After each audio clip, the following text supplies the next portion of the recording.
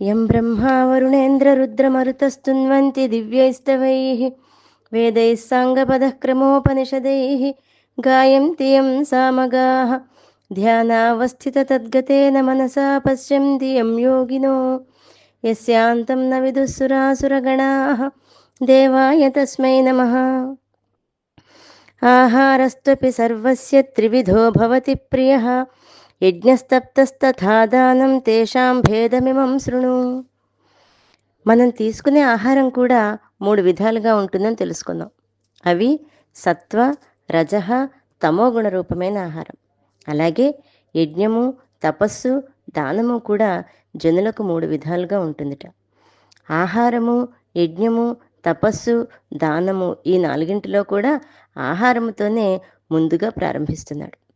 జీవి యొక్క ఆధ్యాత్మిక సాధన క్రమంలో ఆహార శుద్ధి ప్రప్రథమమైనది.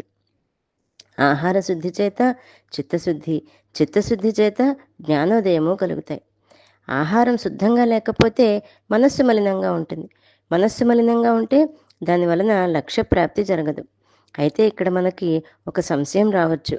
ఆహారాదుల గురించి అర్జునుడేమీ అడగలేదు కదా, మరి భగవానుడు ఎందుకు ఆహారం గురించి చెప్తున్నాడు అని అనుకోవచ్చు.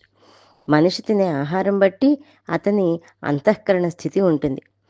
ఆహార శుద్ధో సత్వశుద్ధి అని చాంద్యోగోపనిషత్తులో చెప్పబడింది.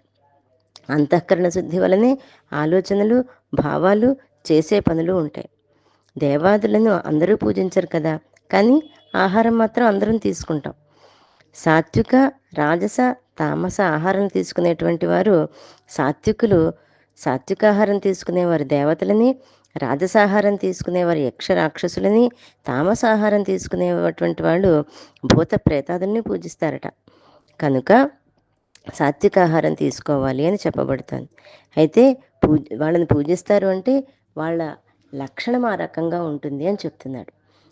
ఎవరి లక్షణమైతే క్రూరంగా, ఎవరు చెప్పినా వినకుండగా, వాళ్ళు అనుకున్నదే నిజమని చెప్తూ, వాళ్ళు అనుకున్నదే సరి అయింది అని చెప్పిన ఎదుటి వాడిని ఇబ్బంది పెడుతూ ఉండేటువంటి లక్షణం రాక్షస లక్షణం, తామస లక్షణం. అటువంటి లక్షణాలు తీసుకునే ఆహారం బట్టి వస్తాయని శ్రీకృష్ణ పరమాత్మ తెలియజేస్తున్నాడు. జై గురుదత్త.